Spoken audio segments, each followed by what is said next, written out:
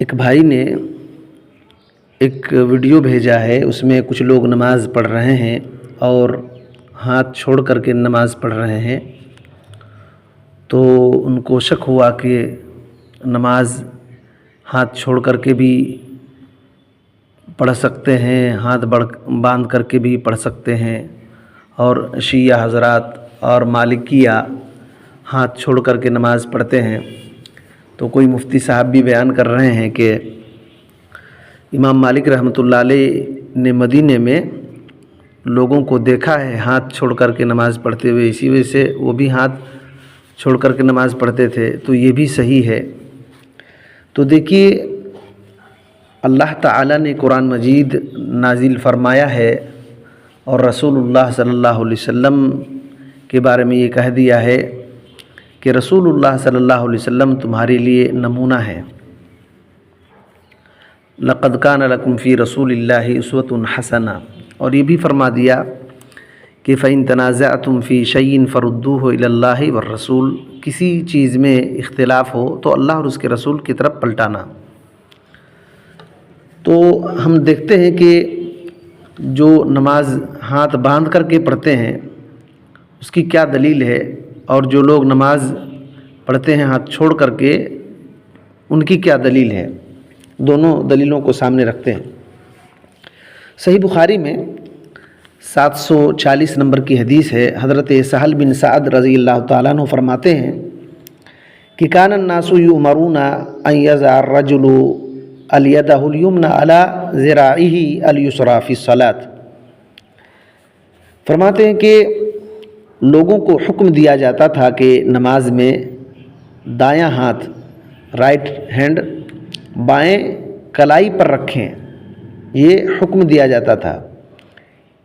تو اس میں ایک راوی تابعی ہیں ابو حازم رحمۃ اللہ علیہ، وہ کہتے ہیں کہ مجھے اچھی طرح یاد ہے کہ حضرت سہل بن سعد رضی اللہ تعالیٰ عنہ اس بات کو رسول اللہ صلی اللہ علیہ وسلم تک پہنچاتے تھے۔ تو اس حدیث میں غور کریں کہ حضرت سہل بن سعد رضی اللہ تعالیٰ عنہ صحابی رسول ہیں، وہ کہتے ہیں کہ حکم دیا جاتا تھا لوگوں کو کہ نماز میں اپنا داہنا ہاتھ بائیں ہاتھ پر رکھیں۔ اسی وجہ سے امام بخاری رحمۃ اللہ علیہ نے باب ہی باندھا ہے، باب وضع الیمنی علی الیسری۔ تو اس سے معلوم ہوا کہ صحابہ کرام رضوان اللہ علیہ مجمعین ہاتھ چھوڑ کر کے نہیں، ہاتھ باندھ کر نماز پڑھتے تھے۔ اسی طریقے سے صحیح مسلم کے اندر 401 نمبر کی حدیث ہے حضرت وائل بن حجر رضی اللہ تعالی عنہ سے کہ انہوں نے کہا ان کے بیٹے علقمہ اور ان کے آزاد کردہ غلام بیان کرتے ہیں کہ حضرت وائل بن حجر رضی اللہ تعالیٰ عنہ نے نبی صلی اللہ علیہ وسلم کو دیکھا۔ کیا دیکھا؟ رأى النبی صلی اللہ علیہ وسلم رفع یدیہ حین دخل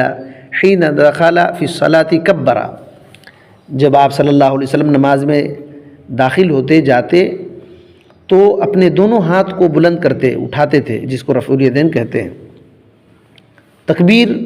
آپ صلی اللہ علیہ وسلم نے کہی، پھر اپنا کپڑا اوڑھ لیا اور دونوں ہاتھ کپڑے کے اندر لے گئے، اور پھر کیا کیا؟ ثم وضع یدہ الیمنی علی الیسری، پھر اپنا دائنا ہاتھ اپنے لیفٹ ہاتھ پر بائیں ہاتھ پر آپ صلی اللہ علیہ وسلم نے رکھا۔ فلما اراد ان یرکع اخرج یدیہ، جب آپ صلی اللہ علیہ وسلم رکوع کرنے کا ارادہ کیے تو آپ صلی اللہ علیہ وسلم نے اپنے دونوں ہاتھوں کو کپڑے سے نکالا۔ ثم رفعہما، پھر دونوں کو اٹھایا، رفع الیدین کیا رکوع کرنے سے پہلے بھی۔ ثم کبر، اور پھر اللہ اکبر کہہ کر کے رکوع گئے۔ فرکع فلما قال سمع اللہ لمن حمدہ، جب رکوع سے اٹھے اور سمع اللہ لمن حمدہ کہے تو پھر بھی رفع الیدین کیا۔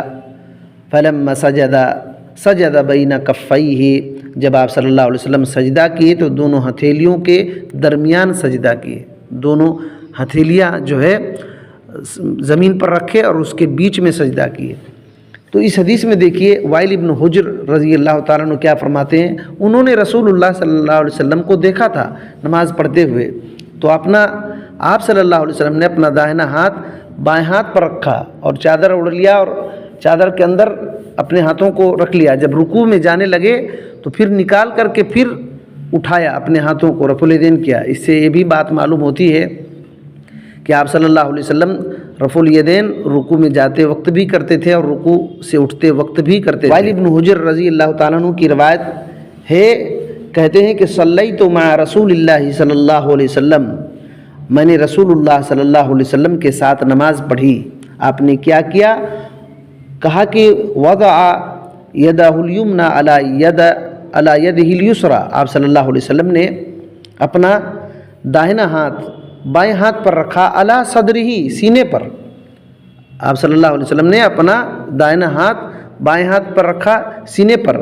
تو حضرت وائل بن حجر رضی اللہ تعالی عنہ تو خود بیان کرتے ہیں کہ میں نے نبی صلی اللہ علیہ وسلم کو نماز پڑھتے ہوئے دیکھا. آپ صلی اللہ علیہ وسلم ہاتھ باندھے رہے تھے. آپ صلی اللہ علیہ وسلم اپنا دائنا ہاتھ کو بائیں ہاتھ پر رکھا نماز میں، اور پھر کہاں رکھا وہ انہوں نے بتلا بھی دیا. تو اسی وجہ سے دیکھیے ہمارے لیے نمونہ محمد صلی اللہ علیہ وسلم ہے. لوگ یہ کہتے ہیں کہ نہیں، امام مالک رحمۃ اللہ علیہ نے مدینے کے لوگوں کو دیکھا ہوگا. وہ تو صحابی رسول بھی نہیں ہے، بہت بڑے امام تھے، علم کے امام تھے، لیکن ہر ایک علماء کو بھی محمد صلی اللہ علیہ وسلم کے طریقے ہی پر چلنا پڑے گا. تو سب کو، وہ بہت بڑے امام تھے، ان کی عزت احترام سر آنکھوں پر، لیکن محمد الرسول اللہ صلی اللہ علیہ وسلم ہی کی بات کو مانی جائے گی. خود امام مالک رحمۃ اللہ علیہ کہتے تھے، نبی کریم صلی اللہ علیہ وسلم کی قبر کی طرف اشارہ کرتے ہوئے، کہ ہر ایک کی بات لی بھی جا سکتی ہے اور رد بھی کی جا سکتی ہے سوائے اس قبر والے کی. تو یہ بات ہے. اب دیکھیے آگے مسند احمد کے اندر حضرت جابر رضی اللہ تعالیٰ عنہ کی جہاں احادیث ہیں، وہاں آپ دیکھیے حضرت جابر رضی اللہ تعالیٰ عنہ کیا کہتے ہیں کہ مر رسول اللہ صلی اللہ علیہ وسلم برجل وهو یصلی. رسول اللہ صلی اللہ علیہ وسلم ایک آدمی کے پاس سے گزرے اور وہ آدمی نماز پڑھ رہا تھا. وقد وضع یدہ الیسری علی الیمنی. وہ آدمی کیا تھا؟ نماز میں اپنے رائٹ ہینڈ کو لیفٹ ہینڈ پر رکھنا چاہیے، لیکن وہ الٹا کیا ہوا تھا، اپنے لیفٹ ہاتھ کو، اپنے بائیں ہاتھ کو اپنے دائنے ہاتھ کے اوپر رکھا ہوا تھا. تو نبی صلی اللہ علیہ وسلم نے فانتزعہا، نبی صلی اللہ علیہ وسلم نے اس کا ہاتھ ہٹا دیا، اور پھر وضع الیمنی علی الیسری، پھر داہنے ہاتھ کو بائیں ہاتھ پر اوپر کر دیا آپ صلی اللہ علیہ وسلم نے خود. اب سوچئے، یہ حدیث زبیر علی زئی رحمۃ اللہ علیہ اس کی سند کو حسن کہتے ہیں. مسند احمد کے اندر یہ روایت موجود ہے. اسی طریقے سے مسند احمد کے اندر وصیف بن الحارث رضی اللہ تعالیٰ عنہ بیان کرتے ہیں کہ ما نسیت من الاشیاء ما نسیت انی رأیت رسول اللہ صلی اللہ علیہ وسلم واضعا یمینہ علی شمالہ فی الصلاۃ.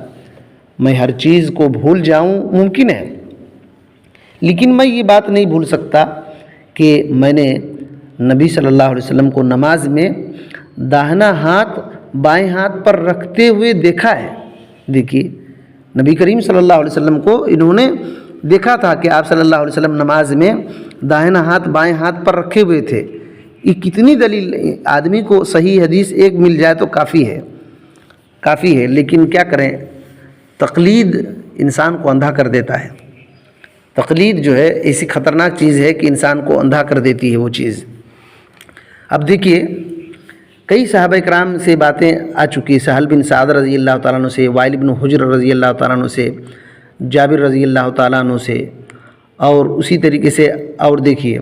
سنن ابی داؤد کے اندر اٹھا کر دیکھیے 750 پر 5ویں حدیث کو، اور ابن ماجہ کے اندر 811 نمبر میں حضرت عبداللہ بن مسعود رضی اللہ تعالیٰ عنہ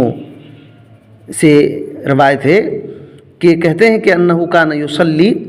حضرت عبداللہ بن مسعود رضی اللہ تعالیٰ عنہ نماز پڑھ رہے تھے. فوضع یدہ الیسری علی الیمنی، اور اپنا بایاں ہاتھ دائنے ہاتھ پر رکھے ہوئے تھے، الٹا کیے ہوئے تھے. فراہ النبی صلی اللہ علیہ وسلم، نبی صلی اللہ علیہ وسلم نے ان کو دیکھا، فوضع یدہ الیمنی علی الیسری، تو آپ صلی اللہ علیہ وسلم نے دائنے ہاتھ کو بائیں ہاتھ پر رکھ دیا ان کا۔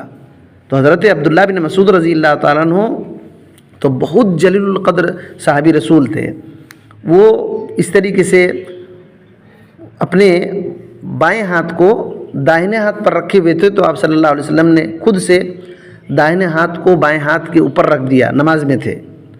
تو اس سے بھی معلوم ہو رہا ہے کہ صحابہ کرام نماز میں ہاتھ باندھ کر کے پڑھتے تھے، ہاتھ چھوڑ کر کے نہیں۔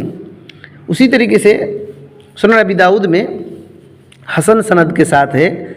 اسی جو ابھی میں نے حدیث سنایا اس کے اوپر والی حدیث 750 پر 4 میں،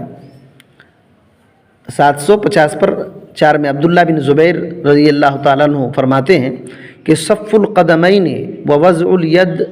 علی الید من السنہ، کہ نماز میں قدموں کو برابر رکھنا اور ہاتھ پر ہاتھ رکھنا سنت ہے، نبی صلی اللہ علیہ وسلم کا طریقہ ہے۔ تو یہ دیکھیے سنن ابی داؤد کے اندر یہ بات موجود ہے۔ اور یہ جو روایتیں ہیں ہاتھ نماز میں ہاتھ باندھنے کی، یہ متواتر احادیث ہیں، متواتر حدیث ہیں۔ اسی وجہ سے ایک کتاب ہے نظم المتناثر من الحدیث المتواتر، اس کے اندر علامہ محمد بن جعفر رحمۃ اللہ علیہ نے اس حدیث کو ذکر کیا ہے 60 پر 8 نمبر میں، اور اس کو متواتر میں شمار کیا ہے، اور انہوں نے تقریباً 19 صحابہ کرام رضوان اللہ علیہم اجمعین سے نماز میں ہاتھ باندھنے کا تذکرہ کیا ہے، اور 6 تابعین کا ذکر کیا، سہل بن سعد رضی اللہ تعالیٰ عنہ، وائل بن حجر رضی اللہ تعالیٰ عنہ، عبداللہ بن مسعود رضی اللہ تعالیٰ عنہ، اور حلب الطائی رضی اللہ تعالیٰ عنہ، علی بن ابی طالب۔ دیکھیے شیعہ جو ہے، شیعہ حضرت علی رضی اللہ تعالیٰ عنہ کے بارے میں وہ ذکر کرتے ہیں، لیکن حضرت علی رضی اللہ تعالیٰ عنہ سے بھی نماز میں ہاتھ باندھنا ثابت ہے، اور شیعہ لوگ ہاتھ نہیں باندھتے۔ اسی طریقے سے عبداللہ بن زبیر رضی اللہ تعالیٰ عنہ سے انہوں نے ذکر کیا، ابو ہریرہ رضی اللہ تعالیٰ عنہ سے ذکر کیا، جابر بن عبداللہ رضی اللہ تعالیٰ عنہ سے ذکر کیا، حارث بن غزیف الیمانی یا غزیب بن حارث رضی اللہ تعالیٰ عنہ سے ذکر کیا، غزیف بن حارث رضی اللہ تعالیٰ عنہ، جو سنن ابی داؤد میں روایت، مسند احمد کے اندر روایت موجود ہے۔ اسی طریقے سے عمر بن حریث المخزومی رضی اللہ تعالیٰ عنہ سے، اور اسی طریقے سے یعلا بن مرہ رضی اللہ تعالیٰ عنہ سے، اسی طریقے سے عبداللہ بن عمر رضی اللہ تعالیٰ عنہ سے، ابو الدرداء رضی اللہ تعالیٰ عنہ سے، حذیفہ رضی اللہ تعالیٰ عنہ سے، عائشہ رضی اللہ تعالیٰ عنہا سے، عبداللہ بن عباس رضی اللہ تعالیٰ عنہ سے، انس رضی اللہ تعالیٰ عنہ سے، اور شداد بن شرحبیل رضی اللہ تعالیٰ عنہ سے، معاذ بن جبل رضی اللہ تعالیٰ عنہ سے بھی ذکر کیا۔ تو 19 صحابہ کرام رضوان اللہ علیہم اجمعین کا تذکرہ کیا کہ ان سب سے نماز میں ہاتھ باندھنے کا تذکرہ ہے۔ اور انہوں نے تابعین میں سفیان الثوری، ابی امیہ عبد الکریم بن ابی المخارق البصری، طاؤوس، حسن بصری، عطاء بن ابی رباح، ابراہیم النخعی، ان 6 تابعین رحمہم اللہ کا تذکرہ کیا کہ ان سب سے نماز میں ہاتھ باندھنے کا تذکرہ ہے۔ اسی طریقے سے دیکھیے کہ حضرت علی رضی اللہ تعالیٰ عنہ کے بارے میں نے کہا کہ حضرت علی رضی اللہ تعالیٰ عنہ بھی نماز میں ہاتھ باندھتے تھے۔ اب جب دیکھیں گے سنن ابی داؤد کے اندر تو 750 پر 7ویں روایت میں آپ کو ملے گی، ابن جریر الضبی اپنے والد سے روایت کرتے ہیں، وہ کہتے ہیں کہ رأیت علی رضی اللہ عنہ یمسک شمالہ بیمینہ علی الرسغ فوق السرہ، کہتے ہیں کہ میں نے حضرت علی رضی اللہ تعالیٰ عنہ کو دیکھا کہ انہوں نے اپنے ہاتھ کو، اپنے دائنے ہاتھ سے کلائی کے پاس بائیں ہاتھ کو پکڑے ہوئے تھے، اور ان کا ہاتھ جو کہاں تھا فوق السرہ، ناف کے اوپر تھا۔ ناف کے اوپر تھا۔ اور امام ابو داؤد رحمۃ اللہ علیہ اسی حدیث کو روایت کرنے کے بعد کہتے ہیں کہ ناف کے اوپر والی روایت میں سعید بن جبیر ان کی بھی روایت ہے، اور کہتے ہیں ابو مجلز نے جو ناف کے نیچے روایت کیا ہے، اور ابو ہریرہ رضی اللہ تعالیٰ عنہ سے روایت کی جاتی ہے ناف کے نیچے، کہتے ہیں کہ لیس بالقوی، وہ قوی نہیں ہے، وہ روایت قوی نہیں ہے۔ اللہ اکبر! سوچیے کہ حضرت علی رضی اللہ تعالیٰ عنہ کی روایت سنن ابی داؤد کی روایت بیان کی جاتی ہے کہ ناف کے نیچے باندھنا سنت ہے، اور خود سنن ابی داؤد کے اندر ہی ہے کہ حضرت علی رضی اللہ تعالیٰ عنہ ناف کے اوپر ہاتھ باندھے، اور ناف کے نیچے روایت والی ضعیف ہے۔ تو یہ حضرت علی رضی اللہ تعالیٰ عنہ، کہنے کا مطلب یہ ہے کہ علی رضی اللہ تعالیٰ عنہ بھی نماز میں ہاتھ باندھتے تھے، نماز ہاتھ چھوڑ کر کے نماز نہیں پڑھے، یہ بات ہے۔ اسی طریقے سے آپ دیکھیں گے کہ یہ لوگ کہاں سے دلیل پکڑتے ہیں، یہ تو اتنی دلیلیں ہیں نماز میں ہاتھ باندھنے کی،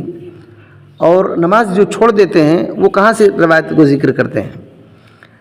مجمع الزوائد کے اندر امام نور الدین الہیثمی رحمۃ اللہ علیہ نے ذکر کیا ہے حضرت معاذ بن جبل رضی اللہ تعالیٰ عنہ سے، کہتے ہیں کہ کان رسول اللہ صلی اللہ علیہ وسلم اذا کان فی صلاتہ رفع یدیہ قبالۃ اذنیہ فاذا کبر ارسلہما وربما رأیتہ یضع یمینہ علی یسارہ فاذا فرغ من فاتحۃ الکتاب سکت ثم يرفع يديه قبالة أذنيه ويكبر ويركع وكنا لا نركع حتى نراه راكعا ثم يستوي قائما من ركوعه حتى يأخذ كل عظم مكانه ثم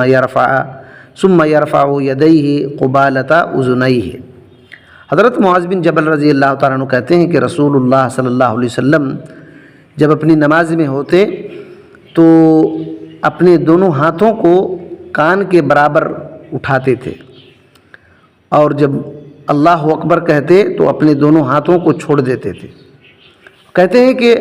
میں نے کبھی کبھی دیکھا کہ آپ صلی اللہ علیہ وسلم اپنے دائیں ہاتھ کو بائیں ہاتھ پر رکھتے تھے، اور جب آپ سورہ فاتحہ پڑھ کر کے فارغ ہو جاتے تھے تو چپ ہو جاتے تھے، ان ہاتھوں کو گرا دیتے تھے، سکتا، چپ ہو جاتے تھے، اور ثم یرفع یدیہ قبالۃ اذنیہ، اور جب رکوع جاتے تو اپنے دونوں ہاتھوں کو کانوں کے تک اٹھاتے تھے، اور پھر رکوع تکبیر بولتے، اللہ اکبر بولتے اور رکوع جاتے تھے۔ کہتے ہیں کہ ہم لوگ رکوع نہیں کرتے تھے جب تک کہ آپ کو رکوع کی حالت میں دیکھ لیتے۔ آپ صلی اللہ علیہ وسلم اپنے رکوع میں برابر ہو جاتے تھے، اور یہاں تک کہ ہر ہڈی اپنی جگہ پر آ جاتی تھی۔ پھر آپ صلی اللہ علیہ وسلم رکوع سے اٹھتے تو اپنے دونوں ہاتھوں کو کانوں تک اٹھاتے تھے، یہ روایت ہے۔ اس میں اسی حدیث سے استدلال کرتے ہیں کہ حضرت معاذ بن جبل رضی اللہ تعالیٰ عنہ نے یہ کہا کہ اللہ کے رسول صلی اللہ علیہ وسلم نے اللہ اکبر کہہ کے اپنے دونوں ہاتھ کو چھوڑ دیا، ارسلہما، اپنے ہاتھوں کو ارسال کر دیا، چھوڑ دیا۔ لیکن دیکھیے اللہ اکبر، سوچیے کہ امام حیثمی رحمۃ اللہ علیہ نے کہا کہ اس روایت کو امام طبرانی رحمۃ اللہ علیہ نے اپنی کتاب معجم الکبیر کے اندر ذکر کیا، اور اس میں ایک راوی ہے۔ کون راوی ہے؟ کہتے ہیں وفیہ الخصیب بن جحدر وہو کذاب، اس میں ایک راوی ہے خصیب بن جحدر جو کذاب ہے، جھوٹا راوی ہے، اور اس راوی کو خصیب بن جحدر کو امام بخاری رحمۃ اللہ علیہ نے، ابن الجارود نے، امام ساجی نے، شعبہ نے، امام قطان رحمۃ اللہ علیہ نے، ابن معین رحمۃ اللہ علیہ نے، ان سب محدثین نے کذاب کہا ہے، جس کو لسان العرب کے اندر ذکر کیا گیا ہے۔ کذاب معنی جھوٹا، حدیث گڑھنے والا۔ تو یہ روایت موضوع ہے، بنائی گئی ہے، تو یہ قابل اعتماد ہی نہیں ہے۔ اگر اس کو صحیح مان لیتے ہیں تو پھر رفع الیدین کیوں نہیں کرتے ہیں؟ اس میں بھی تو رفع الیدین کا بھی ذکر ہے، تو پہلی بات تو یہ روایتی موضوع ہے، بنائی گئی ہے۔ اسی طریقے سے ان لوگوں نے امام مالک رحمۃ اللہ علیہ کے حوالے سے ذکر کیا کہ مدونہ ایک کتاب ہے، تو اس میں امام مالک رحمۃ اللہ علیہ کہتے ہیں قال مالک فی وضع الیمنى علی الیسری فی الصلاۃ، امام مالک رحمۃ اللہ علیہ نے نماز میں دائیں ہاتھ کو بائیں ہاتھ پر رکھنے کے بارے میں یہ کہا کہ لا اعرف ذلک فی الفریضہ، کہ فرض نماز میں اس کا ثبوت مجھ کو معلوم نہیں ہے، وکان یکرہ، اور اس کو وہ ناپسند کرتے تھے، لیکن ولیکن فی النوافل اذا طال القیام، جب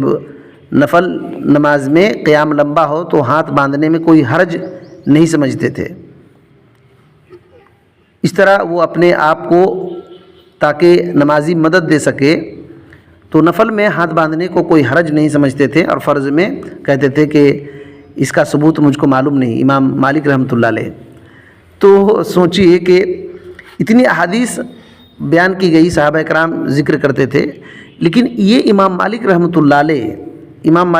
علیہ کی کیا یہ بات صحیح ہے؟ تو خود امام مالک رحمۃ اللہ علیہ نے کتاب موطا لکھا ہے، موطا امام مالک، اس میں اگر ہم دیکھتے ہیں تو امام مالک رحمۃ اللہ علیہ کی موطا جو کتاب ہے پوری دنیا میں مشہور ہے۔ خود امام مالک رحمۃ اللہ علیہ باب قائم کرتے ہیں، باب وضع الیدین احداہما علی الاخری فی الصلاۃ، کہ نماز میں اپنے دونوں ہاتھوں میں سے ایک کو دوسرے کے اوپر رکھنا، اس کے بارے میں چیپٹر، اور انہوں نے حدیث بیان کیا ہے حضرت سہل بن سعد رضی اللہ تعالیٰ عنہ کی، جو بخاری میں سب سے پہلی روایت میں نے ذکر کیا، اس حدیث کو ذکر کیا ہے، اور اس میں عبد الکریم بن ابی المخارق البصری جو تابعی ہیں، ان کا قول نقل کیا ہے، کہتے ہیں من کلام النبوہ اذا لم تستحیی ففعل ما شئت، کہ نبوت کی باتوں میں سے ایک بات یہ بھی ہے کہ جب شرم حیا نہ ہو تو جو چاہو کرو، اور نبوت کی باتوں میں سے ایک بات یہ ہے کہ ووضع الیدین احداہما علی الاخری فی الصلاۃ، نماز میں دونوں ہاتھ میں ایک ہاتھ کو اپنے دوسرے ہاتھ کے اوپر رکھنا، یضع الیمنى علی الیسری، دائیں ہاتھ کو بائیں ہاتھ کے اوپر رکھنا، یہ نبوت کی باتوں میں سے ہے۔ اور کیا بات ہے تیسری؟ تعجیل الفطر، افطار جلدی کرنا اور سحری میں تاخیر کرنا، یہ نبوت کی باتوں میں سے ہے۔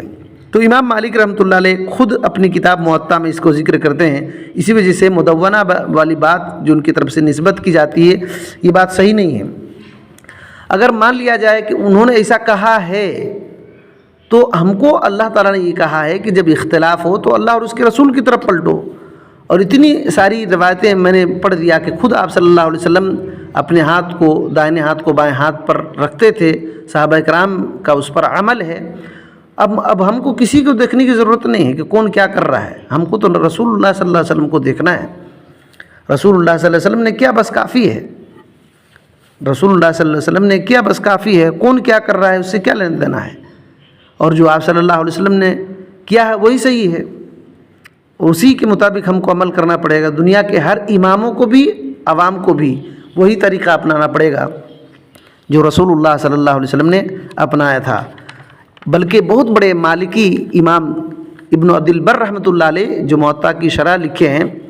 اپنی کتاب الاستذکار کے اندر انہوں نے ذکر کیا ہے، کہتے ہیں کہ ابن نافع، عبد الملک اور ان لوگوں نے امام مالک رحمۃ اللہ علیہ سے روایت کیا ہے کہ انہوں نے کہا توزیع الیمنى علی الیسری فی الصلاۃ فی الفریضہ والنافلہ لا باس بذلک، کہا کہ نماز میں اپنے داہنے ہاتھ کو بائیں ہاتھ پر رکھنا فرض میں یا نفل میں کوئی حرج نہیں ہے۔ اور امام ابن عبد البر رحمۃ اللہ علیہ کہتے ہیں کہ امام مالک رحمۃ اللہ علیہ کے مدینے کے شاگردوں کا یہی قول ہے کہ امام مالک رحمۃ اللہ علیہ اسی طریقے سے کہا کرتے تھے۔ تو خود امام مالک رحمۃ اللہ علیہ سے بھی صحیح بات یہی ملتی ہے کہ انہوں نے نماز میں دائیں ہاتھ کو بائیں ہاتھ پر رکھنے کے بارے میں کہا ہے۔ تو اس طریقے سے یہ بات ہے، اور یہ الگ مسئلہ ہے کہ نماز میں ہاتھ باندھیں، لیکن کہاں باندھیں؟ تو زیادہ قوی بات تو یہی ہے کہ ناف کے اوپر باندھیں، سینے پر۔ سنن ابی داؤد کے اندر یہ بات موجود ہے، 750 پر 9 کے اندر طاؤس بن کیسان رحمۃ اللہ علیہ کہتے ہیں کہ کان رسول اللہ صلی اللہ علیہ وسلم یضع یدہ الیمنی علی صدرہ الیسری ثم یشد بینہما علی صدرہ وہو فی الصلاۃ، کہ رسول اللہ صلی اللہ علیہ وسلم نماز کے دوران میں اپنا دایاں ہاتھ بائیں ہاتھ کے اوپر رکھتے اور انہیں اپنے سینے پر باندھا کرتے تھے، اور میں نے والی بن حجر رضی اللہ تعالیٰ عنہ کی روایت ذکر کر دیا کہ انہوں نے کہا میں نے رسول اللہ صلی اللہ علیہ وسلم کے پیچھے 7 نماز پڑھی، تو آپ صلی اللہ علیہ وسلم نے اپنا دایاں ہاتھ بائیں ہاتھ کے اوپر رکھا، علی صدرہ اپنے سینے پر۔ تو اس طریقے سے باتیں ہیں۔ یہ بات غلط ہے کہ ہاتھ چھوڑ کر کے نماز پڑھی جائے۔ مفتی طارق مقصود صاحب کو بھی کسی نے پوچھ دیا تو انہوں نے یہ کہہ دیا کہ امام مالک رحمۃ اللہ علیہ نے کیا ہے، تو اس میں ہمارا کوئی اختلاف نہیں ہے۔ انہوں نے مدینے میں دیکھا ہوگا، اور وہ مجتہد ہیں، جو تقلید ان کی کرتے ہیں وہ صحیح کرتے ہیں۔ اس طریقے سے کچھ باتیں انہوں نے ذکر کر دیا، لوگ اس طریقے سے کنفیوز ہوتے ہیں۔ مسئلہ یہ ہے کہ دلیل آ جانے کے بعد کسی کی تقلید صحیح نہیں ہے۔ جو صحیح دلیل آ گئی تو کسی کی اب کیا تقلید کریں گے؟ تو ہم کو تو اتباع کرنے کے لیے کہا گیا ہے، اتنی بہت ساری اور حدیثیں ہیں، بہت ساری اور باتیں ہیں اس کے اندر، تو اتنی بات کافی ہے آدمی کے لیے۔ تو جو شیعہ حضرات نماز میں ہاتھ کو چھوڑ کر کے نماز پڑھتے ہیں، اور مالکیہ ہاتھ کو چھوڑ کر نماز پڑھتے ہیں اور یہ سنت سمجھتے ہیں، یہ بات غلط ہے، درست نہیں ہے۔ اور جو مقلدین کہتے ہیں کہ جو جس امام کی تقلید کرے وہ اپنا سب چلے گا، تو یہ بات غلط ہے۔ جب تک کہ رسول اللہ صلی اللہ علیہ وسلم صحابہ کرام کے ذریعے سے ہم کو دلیل نہ معلوم ہو جائے، وہ بات صحیح نہیں ہوتی۔ اللہ تعالی ہم کو سمجھنے کی توفیق دے۔